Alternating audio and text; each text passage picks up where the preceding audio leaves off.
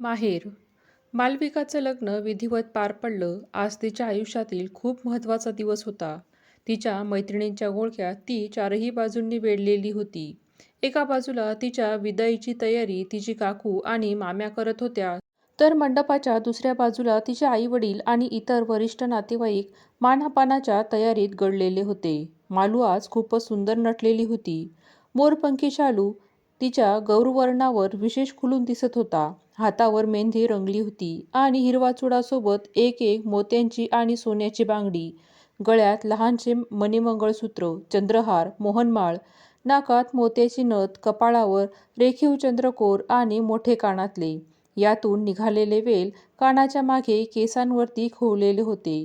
केसांची लांब वेणी आणि त्यावर नाजूकशा मोगऱ्याचा गजरा तिच्या सौंदर्यात चार चांद लावत होता. चेहऱ्यावर तर तेज आलेलं दिसत होतं. तिच्या मैत्रिणी तर सारख्या तिला सतावत होत्या, इतकं तेज कुठून आलं म्हणून.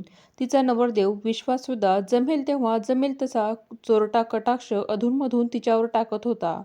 ते दिसलं की तिच्या गालावर लालिमा पसरत होती.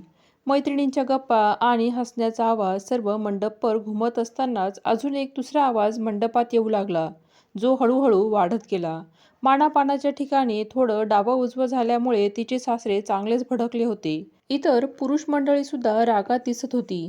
मालूचे बाबा त्यांना हात जोडून विनवण्याचा प्रयत्न करत होते, परंतु ते लोक काहीच ऐकून घेत नव्हते.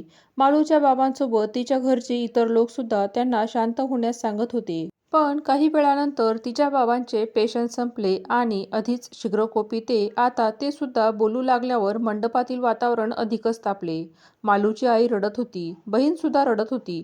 ती भांडण तर विकोपाला गेली. इतकी की तिची सासरची मंडळी तिथून निघून जाण्याची भाषा बोलू लागले. कोणीतरी मध्यस्थी करून त्यांना समजवण्याचा प्रयत्न केला.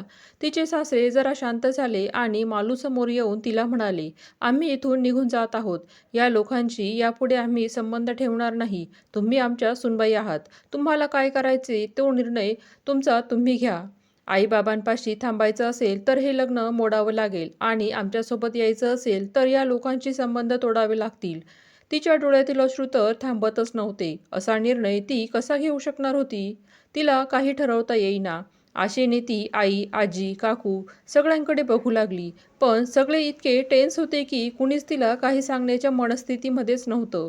तिचं लक्ष तिच्या रडणाऱ्या बहिणीकडे गेलं. आपण आईबाबांकडे राहिलो तर हिच्या लग्नाच्या वेळी प्रॉब्लेम होऊ शकतो आणि सासरी गेल्यावर काही दिवसांनी कदाचित सर्व काही ठीक होईल, असा विचार करून तिने सासरी जाण्याचा निर्णय घेतला. सासरचे सर्व लोक छान होते. तिथे तिला मानसन्मान मिळू लागला. मात्र तिला कधी माहेरची आठवण आली तर सगळेजण जाणीवपूर्वक दुर्लक्ष करत. मग ती एकट्यांमध्ये रडून घ्यायची. नवऱ्याजवळ सुद्धा कधी विषय काढला तर तो टाळाटाळ करायचा. त्याच्या बाबांपुढे त्याचं फारसं चालत नव्हतं. बाबांनी आखलेली लक्ष्मण रेषा ओलांडण्याची हिंमत त्याच्यामध्ये नव्हती. त्यामुळे इतर कसलीही कमतरता तिला नसली तरी आयुष्यभर ही जखम मात्र तिच्या हृदयात ठसठसत राहिली. पण आयुष्य हे कुणासाठी थांबत नसतं ना. कालांतराने तिला या सर्वांची सवय करून घ्यावी लागली. काहीच वर्षात तिचा संसार वेलीवर दोन फुलं उमलली, शिका आणि यश. तर काही प्राणज्योती मावळल्या. तिच्या लग्नानंतरच्या 15-16 वर्षात तिचे सासरे वारले, तर इकडे तिच्या लग्नाच्या एखाद्या वर्षानंतर हाय खाल्लेली तिची आई हे जग सोडून गेली. आई वारल्याचा तिला साधा कुणी निरोपही दिला नाही. पण कुठून कोण जाणे तिच्या कानावर ही बातमी आली. त्या परिस्थितीत विश्वासखेरीज कुणी तिला समजून घेतलं नाही. विश्वाससुद्धा सांत्वन करण्याव्यतिरिक्त काही करू शकला नाही. त्यानंतर काहीसा कोरडेपणा तिच्यात आला. अधूनमधून नवऱ्याजवळ हळूच विषय काढणाऱ्या तिने त्यानंतर माहेरचे नावसुद्धा काढले नाही.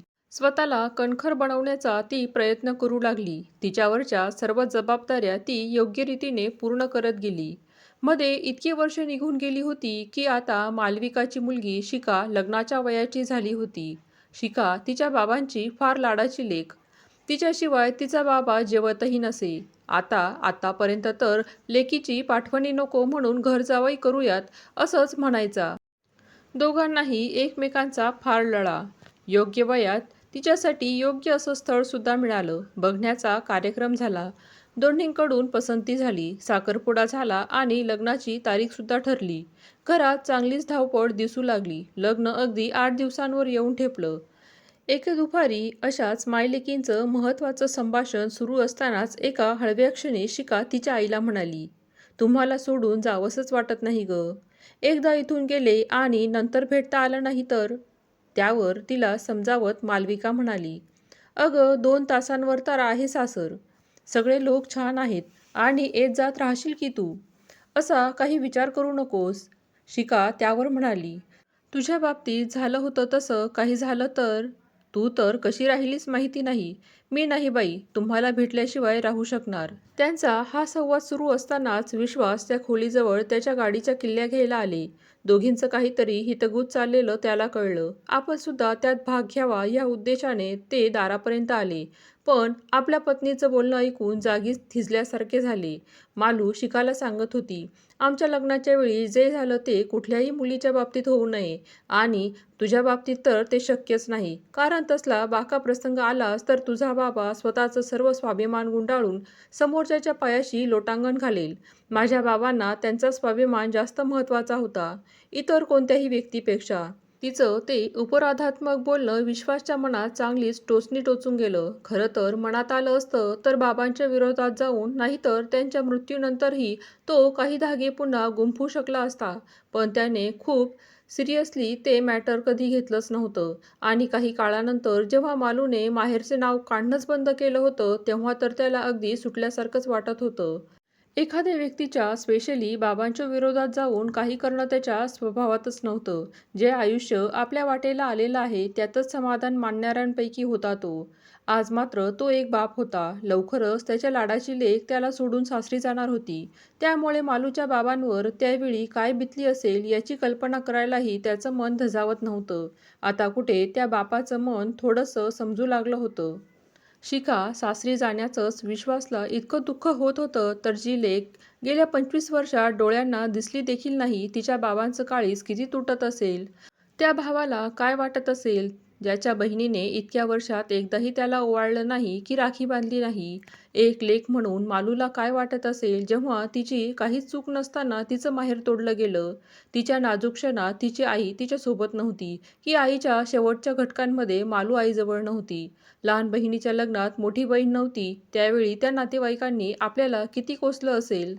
मनातले सारे विचार डोळ्यात पाणी ठेवून गेले. आपण मालूकडे सोयीस्करपणे दुर्लक्ष करून तिच्यावर खूप मोठा अन्याय केला आहे याची जाणीव विश्वासला मनाला चटका लावून गेला.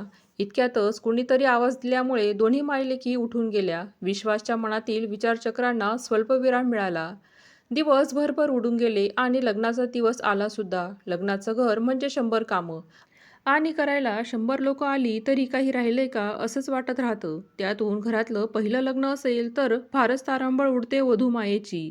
त्यात सकाळपासूनच मालू विश्वासला शोधत होती तर तो कुठल्या कामात गडलेला होता कोण जाणे.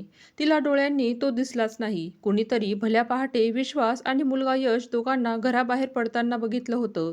तिला वाटलं कुणा पाहुण्यांना घ्यायला किंवा मंगल कार्यालयात काही महत्त्वाचं काम असेल म्हणून गेले असतील.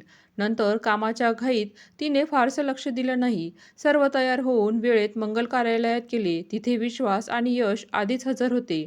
विश्वासने तिला फोन करून कपडे तिथेच आणायला सांगितले होते. मग दोघेही तिथेच तयार झाले. तेवढ्यात वरात आली. मुलीकडचे सर्व स्वागतासाठी बाहेर गेले. शिखाला सुद्धा आणलं आणि दोघे नवरदेव नवरी लग्न मंडपात सोबत चालत गेले. अगदी लक्ष्मीनारायणाचा जोडा दिसत होता. दोघे एकमेकांना अनुरूपच होते. शिखा तर वधू वेशात फारच सुंदर दिसत होती. मालू आणि विश्वास तिला बघतच राहिले. एवढीशी होती काल परवापर्यंत. रोज संध्याकाळी फिरवून आणावं लागायचं बाहेरून आणि आता निघाली सगळ्यांना परक करून नवऱ्याच्या घरी. विश्वासला मनात विचार आले. मग तिच्याकडे कौतुकाने बघणाऱ्या आपल्या पत्नीकडे बघितलं आणि मनात विचार आला. काही वर्षापूर्वी शिखाच्या जागी मालू होती आणि आपल्या जागी तिचे बाबा. त्यांच्या मनात काय घालमेल सुरू असेल त्यावेळी. इतक्यात मुलीचे मामा मुलीच्या मागे उभे राहा असं गुरुजी मोठ्याने बोलले. मामाच्या जागी शिखाच्या आत्याचे पती उभे राहतील असं त्यांनी आधीच ठरवलं होतं. मात्र ते जागचे हलले नाहीत म्हणून मालूने प्रश्नार्थक नजरेने विश्वासकडे बघितलं. विश्वासला सुद्धा हीच अपेक्षा होती. त्याने नजरेनेच लग्न मंडपाकडे बघितलं. मालूने बघितलं तर मालूचा भाऊ तिथे उभा होता. मालू बघतच राहिली. थोडं बाजूलाच तिचे बाबा आणि इतर कुटुंबीय सुद्धा तिला दिसले.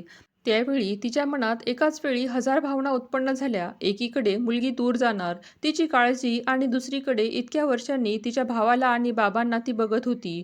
डोळ्यातल्या वाहणाऱ्या अश्रूंना तिने मोकळी वाट करून दिली. तिच्या चेहऱ्यावरचे ते भाव विश्वास टिपून घेत होता.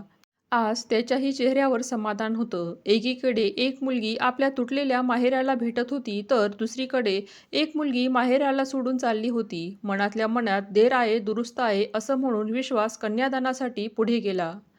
व्हिडिओमधील कथा आवडली असेल तर प्लीज लाईक करा, शेअर करा, सबस्क्राईब करा. धन्यवाद.